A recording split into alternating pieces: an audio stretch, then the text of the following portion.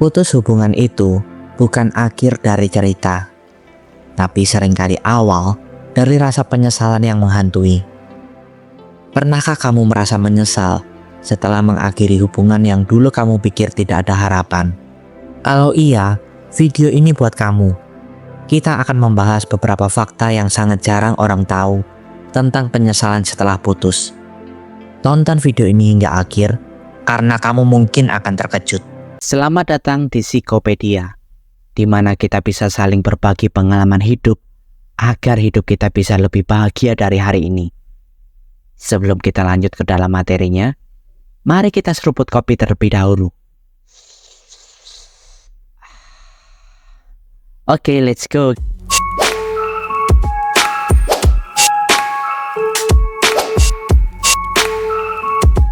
Terkadang, di dalam sebuah hubungan, kita terlalu cepat mengambil sebuah keputusan.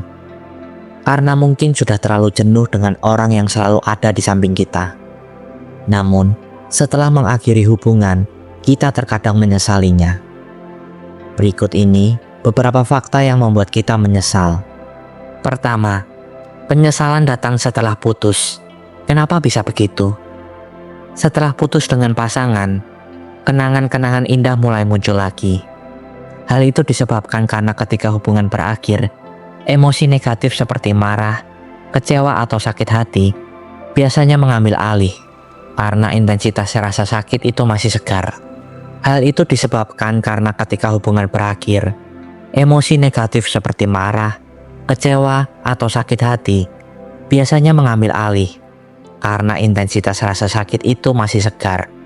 Ini adalah reaksi alami otak untuk melindungi diri dari luka emosional. Namun seiring berjalannya waktu, otak kita memiliki mekanisme yang unik, yaitu kecenderungan untuk melihat masa lalu dengan lebih indah daripada sebenarnya. Memori buruk cenderung memudar karena otak ingin mencegah kita terus-menerus terjebak dalam rasa sakit. Sebaliknya, memori yang baik lebih mudah dikenang karena memberikan rasa nyaman dan bahagia. Hal ini bisa menjadi jebakan emosional, di mana kita merasa rindu pada hubungan yang sebenarnya sudah tidak sehat, karena hanya mengingat kenangan manis dan melupakan luka yang pernah terjadi. Sebuah penelitian menunjukkan bahwa ketika seseorang merasa kesepian atau kehilangan, mereka cenderung mengidealkan hubungan masa lalu. Ini terjadi karena otak mencoba mencari kenyamanan di tengah perasaan tidak menyenangkan. Kenangan akan hubungan yang pernah ada seringkali dipersepsikan lebih baik daripada kenyataannya, sebagai bentuk pelarian dari kesendirian yang dirasakan saat ini. Itulah mengapa seseorang yang kesepian lebih rentan terhadap nostalgia, atau bahkan mencoba kembali ke hubungan yang sebenarnya sudah tidak sehat. Misalnya, dulu kamu kesal karena pasanganmu tidak peka, tapi sekarang kamu malah merindukan perhatian kecilnya, seperti saat dia memastikan kamu sudah makan. Kedua, bagaimana perasaan sebenarnya setelah putus? Pernahkah kamu bertanya-tanya, apakah kamu benar-benar ingin putus atau cuma emosi sesaat? Keputusan impulsif dalam hubungan seringkali terjadi karena emosi yang sedang memuncak, seperti marah, frustasi atau kecewa. Namun setelah emosi tersebut mereda dan kita mulai merenungkan keputusan yang telah dibuat, saat itulah rasa ragu muncul. Kenangan baik tentang pasangan atau hubungan mulai lebih terasa jelas dibandingkan masalah yang memicu perpisahan.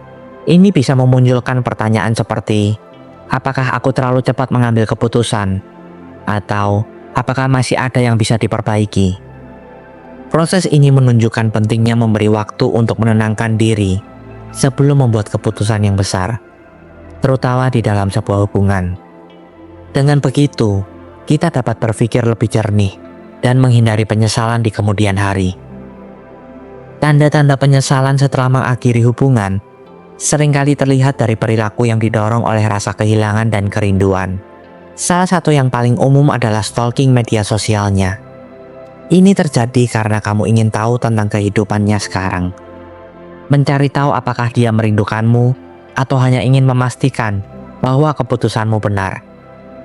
Selain itu, kamu mungkin mulai membandingkan dia dengan orang lain, terutama saat mencoba menjalin hubungan yang baru.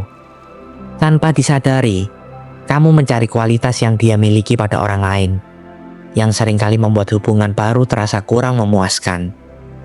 Ini adalah cara otak memproses kehilangan dan mencoba mengisi kekosongan. Rasa iri juga bisa muncul saat mengetahui dia sudah move on, terlihat bahagia, atau bahkan menemukan pasangan baru. Hal ini mempertegas perasaan penyesalan, karena ada bagian dari dirimu yang masih terhubung dengannya. Semua tanda ini mencerminkan bahwa kamu belum sepenuhnya melepaskan hubungan tersebut, dan mungkin masih ada hal yang belum terselesaikan secara emosional. Bayangkan, kamu memutuskan hubungan karena merasa tidak cocok, tapi setelah dia pergi, kamu baru sadar bahwa sebenarnya dia adalah orang yang paling memahami kamu. Ketiga, lalu bagaimana menghadapi penyesalan ini? Penyesalan itu bukan musuh, tapi guru yang paling jujur. Penyesalan setelah putus seringkali menjadi momen refleksi yang penting. Saat hubungan berakhir, kamu diberikan ruang untuk berpikir lebih jernih tentang apa yang sebenarnya kamu butuhkan dalam sebuah hubungan. Ini adalah kesempatan untuk mengevaluasi nilai-nilai yang penting bagi dirimu, seperti kepercayaan, komunikasi, atau rasa saling mendukung. Ketika rasa kehilangan muncul, itu bisa membantu kamu menyadari hal-hal yang sebelumnya dianggap biasa, tetapi sebenarnya sangat berarti. Misalnya, kamu mungkin menyadari bahwa perhatian kecil atau pengertian pasangan adalah sesuatu yang sebenarnya kamu butuhkan lebih dari yang kamu sadari. Momen ini juga membuka peluang untuk introspeksi diri. Apakah ada sikap atau pola yang perlu diperbaiki agar hubungan di masa depan lebih sehat? Dengan mengevaluasi pengalaman, kamu bisa lebih jelas tentang tipe pasangan yang sesuai, bagaimana cara membangun hubungan yang lebih baik, dan apa yang harus dihindari agar tidak mengulangi kesalahan yang sama. Penyesalan, meskipun terasa menyakitkan, bisa menjadi batu loncatan untuk pertumbuhan pribadi. Rasa kehilangan sering menjadi guru terbaik dalam hubungan. Ketika kamu kehilangan seseorang yang penting, perasaan itu memaksa kamu untuk merenung dan mengevaluasi apa yang sebenarnya membuat hubungan berhasil atau gagal. Ini membantu kamu menyadari nilai-nilai yang mungkin diabaikan saat masih bersama. Misalnya, kamu mungkin menyadari bahwa komunikasi adalah fondasi utama dalam hubungan. Kesalahpahaman yang tidak diselesaikan atau kebiasaan menyimpan perasaan sendiri bisa jadi alasan perpisahan. Dengan kehilangan, kamu belajar bahwa berbicara secara jujur dan terbuka sangat penting untuk menciptakan hubungan yang sehat. Atau kamu mungkin memahami bahwa kompromi adalah bagian penting dari cinta. Tidak semua hal bisa berjalan sesuai keinginanmu, dan hubungan membutuhkan keseimbangan antara kebutuhan pribadi dan kebutuhan bersama. Rasa kehilangan ini mengajarkan bahwa fleksibilitas dan kemauan untuk beradaptasi adalah kunci untuk menjaga hubungan tetap harmonis.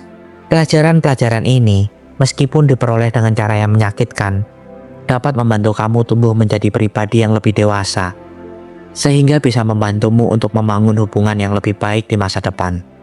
Keempat, cara mengatasi penyesalan setelah putus. Rasa menyesal itu wajar, tapi jangan sampai membuat kamu berhenti melangkah ke depan. Mengakui penyesalan adalah langkah penting dalam proses penyembuhan setelah perpisahan atau kesalahan besar. Rasa penyesalan menunjukkan bahwa kamu peduli dan menyadari ada pelajaran yang bisa dipetik dari pengalaman tersebut. Namun, meskipun wajar untuk merasakannya, penting untuk tidak membiarkan penyesalan mengontrol hidupmu.